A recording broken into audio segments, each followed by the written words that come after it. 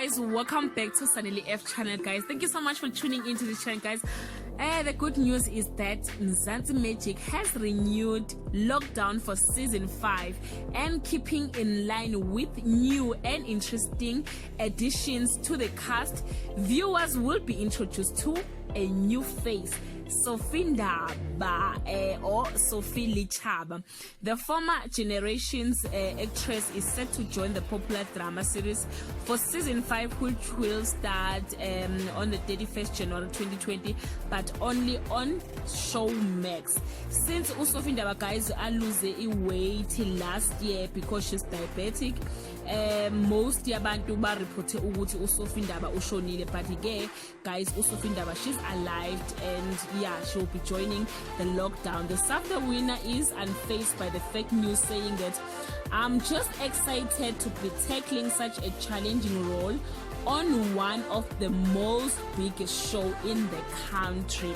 Not much has been revealed about Sophie Ndaba's character, but knowing her acting talent, guys, we are convinced that she will absolutely kill the role. Yeah, guys, we haven't seen Sophie Ndaba in a while on South African television, said lockdown creator Manda, who is still directing every episode of the hit show.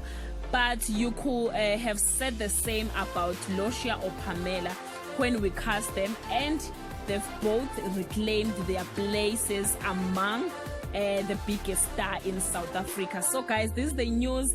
Sophie Ndaba will be joining. Okay, no, she's not Sophie Ndaba anymore.